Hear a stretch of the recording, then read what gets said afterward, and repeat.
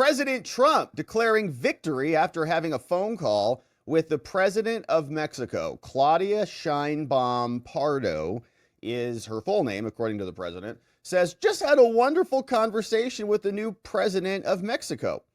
She has agreed to stop migration through Mexico and into the United States, effectively closing our southern border. Now, we talked about what can be done to stop the massive drug inflow into the United States and also U.S. consumption of these drugs. It was a very productive conversation. That's interesting because she was a little bit unhappy with his statement that they were going to be dropping a 25% tax on them, baby, tariffs at the border. And she said, how about we just hit you with tariffs back? And by the way, all of your citizens are drug addicts. Why are they on crack all the time? Why are they buying our drugs? Maybe you should deal with your own drug problem, which is true. We do have a drug problem in this country. Probably because the people feel like they have no meaning or purpose or reason for living because the government has sapped that out of their existence and wrecked our culture. But that's a separate topic. But in addition to that, she said, we're getting all your drugs in our country and your guns, rather, in our country. And so there's a back and forth hemming and hawing about that. So Trump says, a little bit of a change of opinion here, says Mexico will stop people from going to our southern border effective immediately. Wow, that was fast. Trump's not even the president. This will go a long way towards stopping the illegal invasion of the USA. Thank you. 3 exclamation points, which is pretty nice. So that was fast. Not even in the White House. He's already solving the border problem. Thank you, Mr. President. Now, other people were there in Florida trying to mend the fence, so to speak. Mark Zuckerberg, responsible for dropping hundreds of millions in Zuckerbucks in 2020 and was colluding with the FBI to censor the president, suddenly is a newfound Republican or wants to support the national renewal, which I'm in favor of, right? Come on board, let's go.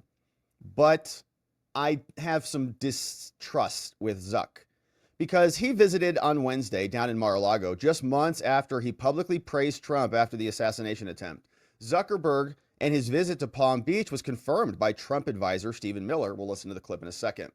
He was down there.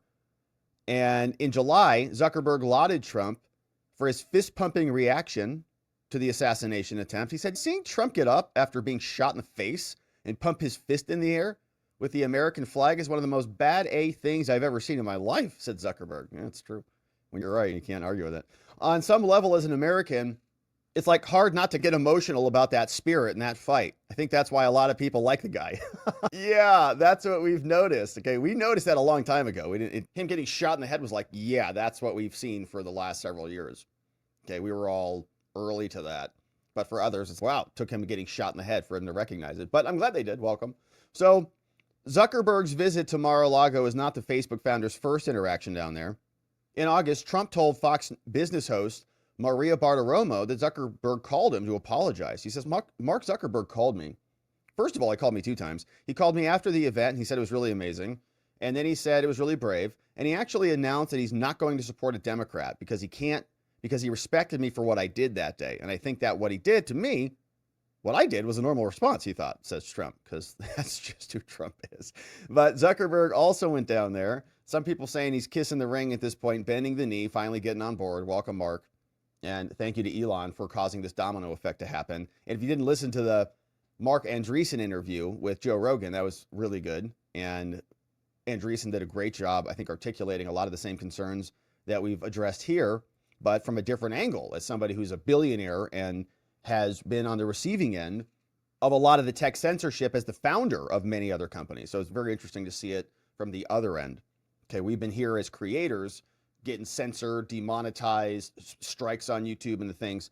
And he's representing founders who are being debanked, entire companies, crypto-related, being debanked. And they were talking about AI. It's just insane. We avoided such potential catastrophe, my friends. If you're thankful for anything, man, be thankful for that, because we were on a precipice in this country and we just narrowly avoided that many times, many times. Here's Stephen Miller. Stephen, real quick, Politico is reporting that Mark Zuckerberg was at Mar-a-Lago today meeting with President Trump. Can you confirm that? Yes, that's correct. And Mark Zuckerberg has been very clear about his desire to be a supporter of and a participant in this change that we're seeing all around America, all around the world with this reform movement that Donald Trump is leading. Mark Zuckerberg, like so many business leaders, understand that President Trump is an agent of change, an agent of prosperity. And so business leaders, CEOs everywhere, they want to be an element, a supporter, a booster of making our economy prosperous, delivering for American workers, and making sure that America is the most powerful, wealthiest, freest nation on the face of the earth. So we'll see what comes of that. And Mark, obviously, he has his own interests, and he has his own company, and he has his own agenda, but he's made clear that he wants to support the national renewal of America under President Trump's leadership. All right, so I'm always skeptical about these things, right? We'll see what maybe Bill Gates is going to come back out, maybe Reid Hoffman. I think these guys are very focused on power and regulatory control. They want to get in Trump's good graces. They know that Trump will be accepting of them bending the knee, and so they're exploiting it. They are about money and power, and they don't want the new government to come in and backhand him for what they did in 2020 when they censored Trump and other Americans. Facebook and others threw the sitting president off their social media platforms, banned him, which means they banned us from hearing from him in one of the most insane eras of America in American history regarding free speech and free communication and free association. Banned a sitting president from the internet. Lunacy. All right, lunacy. The Democrats and everybody in charge of that should, I mean, there should be real repercussions for that, and hopefully there are coming. So that is Stephen Miller. We also have Vivek, who's going to be on Team Doge, was having a conversation with Marsha Blackburn, who's a senator, and Marsha has a podcast too. Probably got some advice from Ted Cruz. But here she had Vivek on her podcast, and here's what they talked about. I've had legislation to do across-the-board spending cuts, and it's hard to get that passed and get that agreement. I also have legislation that would freeze federal salaries and freeze federal hiring until we can get some of these recommendations from DOGE put into place. I also have a bill that would look at the federal bureaucracy and move from a tenure, giving you a promotion, to merit, giving you a promotion. And those are things that need to be enacted. We are just so pleased that President Trump has said now's the time. We're so pleased that he has said that you and Elon are the people to make this happen, and we are so looking forward to working with you on this and appreciate all those efforts. I've had legislation to do across-the-board spending cuts, and it's hard to get that passed and get that agreed. All right, so good. We want them to cut, because there is so much bloat in the federal government, it'll make you sick. And Mark Andreessen had a good framing on this with Joe Rogan. That's why these guys are billionaires. He says, there are more federal agencies than there are years of existence of the United States. 450 federal agencies. So over one agency every year that the U.S. government has been in existence, the United States has been in existence. It's every year. How are we going to solve this problem? New agency, new agency, new agency, new agency. Time to cut those back down, baby. So here is the media reacting to this. Caroline Leavitt, who is the new press secretary for the president, posted this on X, said, I just received one of the most absurd emails ever from the Washington Post, saying this, quote, reporter is doing gymnastics to try to sow division and blame President Trump for something that he admits in his email has no trace to him whatsoever. This is exactly why nobody trusts the fake news. Now, Jeff Bezos warned his staff before the election, and they're still not listening to him. Says, hi, Caroline. This is, who's writing this? I don't know who's writing it. She didn't give us the name. It says, oh, here, there it is, right there. My name is Emmanuel Felton, and I'm a reporter with the Washington Post. I'm writing about an incident that happened in Lawside, New Jersey. 2 days ago, after the election, a local resident discovered that someone had sprayed, I hate bad words. Sorry, not sorry. Okay, I hate the N-word. Wow. Sorry, not sorry. So a local resident, someone sprayed that. Now, here's the bit about Trump that I hoped y'all would respond to, says Felton. What happened in Lawnside was part of a wave of racial incidents that occurred in the days following Trump's reelection. Around that time that Heinz's fence was sprayed, black people across the country were receiving text messages that said that they'd been, quote, selected to pick cotton at the nearest plantation. Oh my gosh! And at the same time that Lawn Sign residents came together to discuss the graffiti on Heinz's fence, a group of self-identified neo-Nazis marched and shouted the same slur in Columbus, Ohio. While none of these, are you having any flashbacks to the Fine People hoax or any of this? While none of these events can be traced directly back to Trump, experts say that his rhetoric has been tied to an increase in hate crimes across the nation. What experts? Your BFF? Jennifer Rubin? Experts say that his rhetoric has been tied to an increase in hate crimes across the nation. The country experienced its second largest uptick in hate crimes during Trump's first presidency, according to an analysis of FBI data, who are filled with goons and hacks, who fake data, and who tell us crime's going down because they don't include the numbers. Only the months following September 11th led to a larger increase, the researchers found. Okay, this is the Washington Post. Absolute garbage.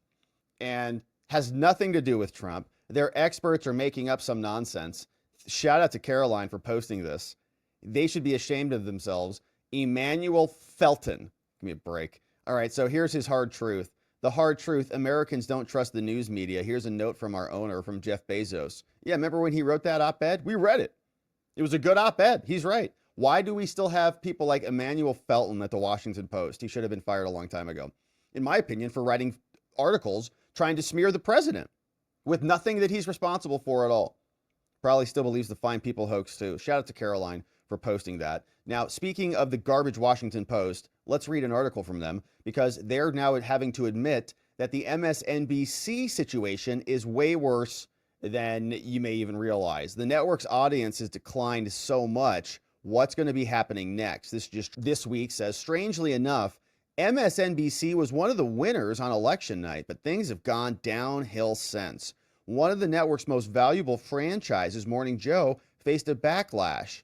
But forget short-term rating drops, okay? Questions about the future picking up considerably when they're being told they're going to spin the network off, and it's going to be called SpinCo in a new entity. Now, given all this, all right, a lot of stuff has happened here. MSNBC employees are losing their minds, trying to wrap their head around what this means. The fear inside the building is about whether the move could portend a less ambitious future for MSNBC and their shows, with a smaller, less compensated staff. They said, we're going to become a guest-driven, fully opinion operation that doesn't even have the appearance of being a news operation, said someone. Someone says they're potentially optimistic, but one issue is maybe a name in branding, that they might have to change some of this. Some inside say, oh, it's just cyclical. There's decline in ratings. It's not that big of a deal. But the belief inside MSNBC, they say that exhausted and dispirited viewers will come back. But the drop in the viewers that began the week after the election has flattened out, but it's still a decline. The numbers were stark. Morning Joe, compared with an average of 1 million viewers per episode this year, is down to 680 and 647, almost cut in half. In a podcast last week, Brzezinski said, I think we're going to talk again, and I hope that we do. Some people disagree with her talking with Trump, but I don't. I regret talking about people and not to them. So they're going to try to get back in Trump's good graces. Okay, it's pathetic. The media is pathetic. And others are saying that they're not catching their stride. They're not figuring out how to respond to this. We're here for it. So President Trump wishes a happy Thanksgiving to everybody. Things are progressing with Mexico. We know Zuckerberg went down to Mar-a-Lago. He's trying to be involved in the movement now. We'll see what he ultimately brings to the table and how he'll be useful as Trump and Elon and others now jump in to make America great again. All right.